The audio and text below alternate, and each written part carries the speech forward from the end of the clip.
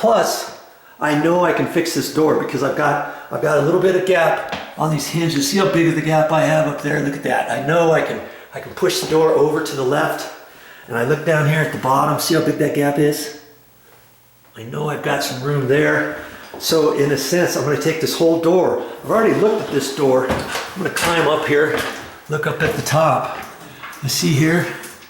See this gap? This is a nice gap all the way along there. So I know that the door is not sagging. If this door was sagging, I'd have a big gap right there and a smaller gap over here on where the hinge side of the door is. Okay? And if that gap was really super big, I wouldn't have any gap here next to the edge, would I?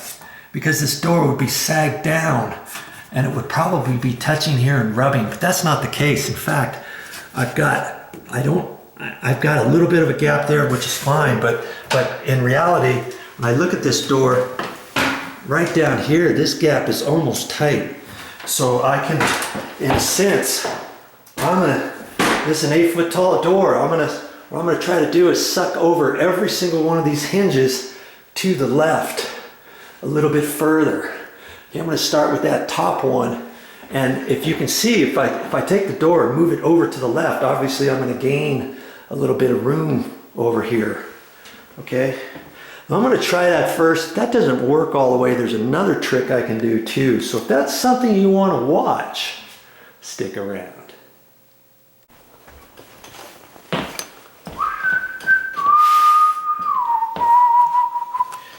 Okay, can you see that? I think you can. I got this turned.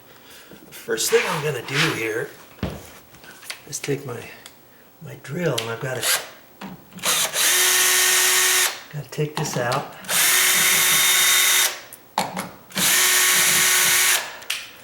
And I've got to flop this hinge back. Sometimes it's tricky, but see, I'm just wiggling on the door and it came off. They usually don't come off that easy, trust me on that. You see there? Pulling on the door. Because it's a hollow core door, plus it's an 8 foot tall door. Okay, so now, let's talk about this here. Now that I pulled that out, I'm going to drill 2 holes in here. And I'm going to drill them right up in here. Up towards the top and about there. I don't want to get it too close because I don't want the head to get in there. But I don't want the screw, I don't want them too close in here because you got to remember from this edge over ½ an inch that's the sheetrock wall. So the 2x4 doesn't start until about there. From there that way. You see what I mean? So I'm gonna take my little adapter off, and I've got an 1/8 inch drill bit, and what you can do is you can check now see, I've got some different screws here, and this is 2½ inch drywall screws, and these are the coarse threads. That's a drill bit. See how coarse the threads is? That means it's big threads. You can get sheetrock screws. If you're not watching it, they're fine threads, and the fine threads are for sheet metal work and metal studs, but you get the coarse threads, and that's for wood. Okay, remember that. I mean, you can, I used to use sheet metal thin threads for that, and it would work, but I found it works a lot better with the coarse threads. And I got 2 different size screws.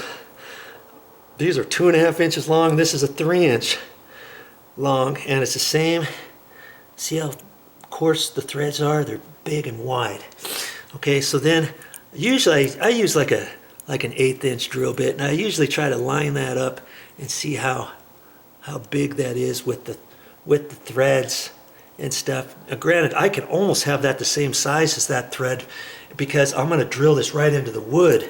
And once I put this in my drill, there's, you know, the drill's got to hold it by so much, you know. So I'm only can drill it so far through here, and it's only going to go into the wood a little bit before the rest of the screw is going to take over and drill the rest. So that's why I get 2 sizes in case the 3 inch is being too hard to ram in there.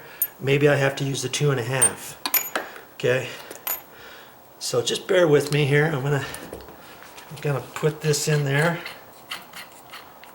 and I don't want to put when I put this in the drill, I don't want to stick this whole thing all the way in until it sets. I want to pull this out as far as I can get it, but so that I can still get a good grip on it. You know, so maybe I'm only sticking it in 1/4 of an inch or less. And I want to make sure I'm going in there straight. If you don't get it in there straight, this will wobble. So you want to check that out too. I got it on low, and I'm going to put it on. I'm going to put it on high. Make sure I got it going forward, and I'm going to go through there. Now, if you have a scratch awl, see, I got a scratch awl. It's got a sharp tip. And it's got. I like the one with the metal tip on there. You can get one with just the wood or a heavy plastic handle, but lots of times you do that. If you get one with just wood without the metal tip, because that metal tip goes all the way through there, eventually you're going to crack the head. And so if you want, you can put that right where you're going to go. That just kind of starts it. You know, you don't have to do that. You can still use the drill bit, but sometimes the drill bit wants to walk on you.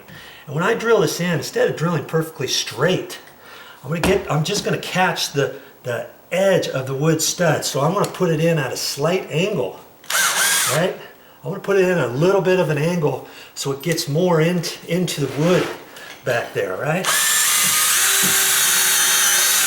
And then just back it out after a while, a little bit at a time. Forward, backward. Okay. Just concentrate on getting it at an angle. You don't want to get it too much of an angle. You don't have to be way out here like at 45. Just have it 10-degree angle or whatever.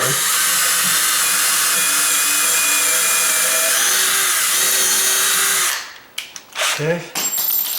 I can put this back in.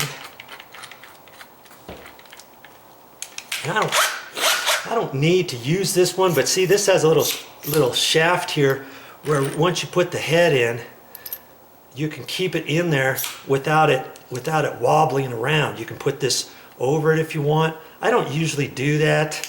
I usually just leave it. This just happened to be on there because I wanted an extension with the magnetic tip that you can just push this on and it stays.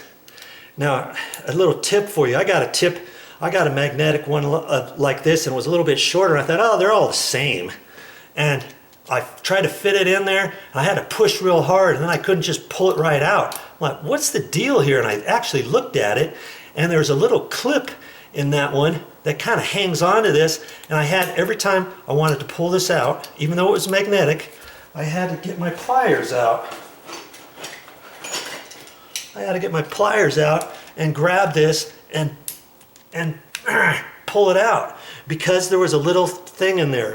It just happened to be the one, you know, I didn't even know they made those. So I make it a point, and I haven't gotten another one without this little slide on there to just have it pushed right in there. So make sure you get the right one at the store. And sometimes they have a little extension that's not magnetic, and then your tips always have a problem, you know, wanting to fall out. So make sure you get the magnetic one. All right. So I'm going to use the 2.5 inch first.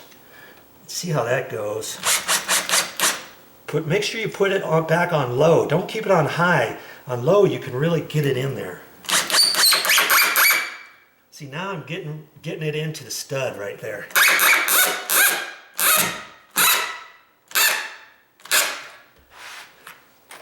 And that actually, I want it flush or actually dug into the wood a little bit, okay? This seemed fine. I don't think I'm gonna do the 3 inch.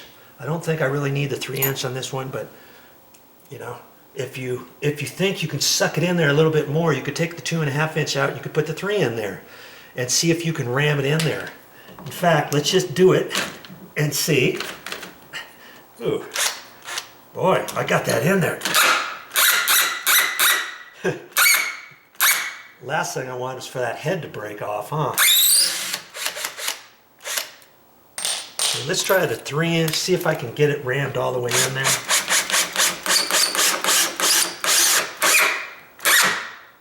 Okay, I got it, it's pushed in there.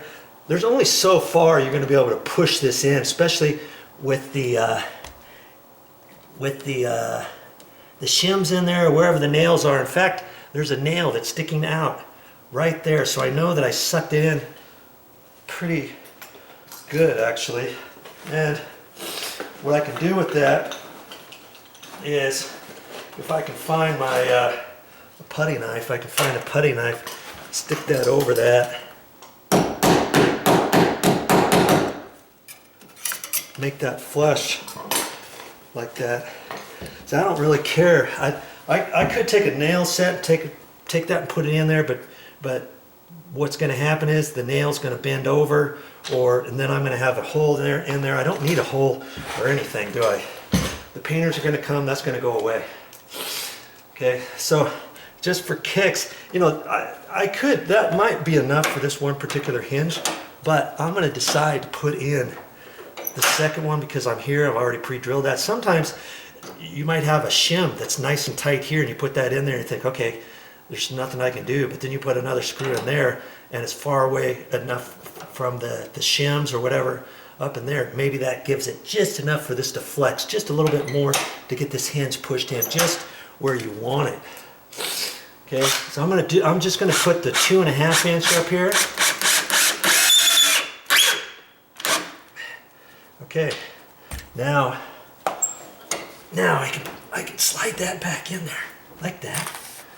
I can put these little screws back in, and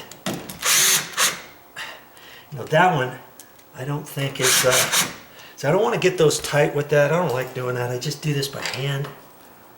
Okay, until they're snug. And see, this one's spinning. See that? And look at that, this one's spinning.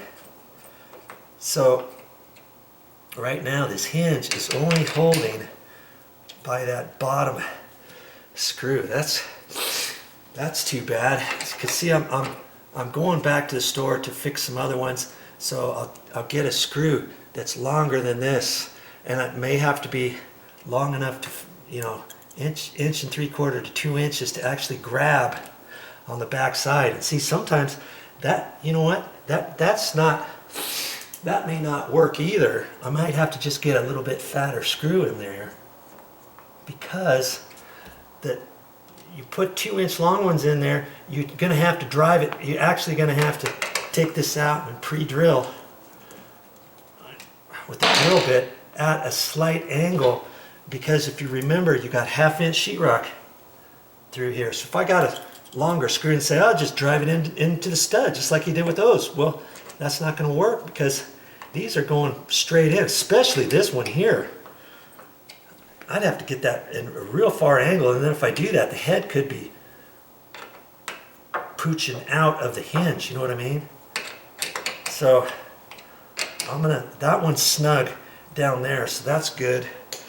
And now I'm going to work on this next one up here. I'm going to do the same thing as I just did with this last one. Okay, let's see that in real time now, without me explaining anything, and just kind of do it.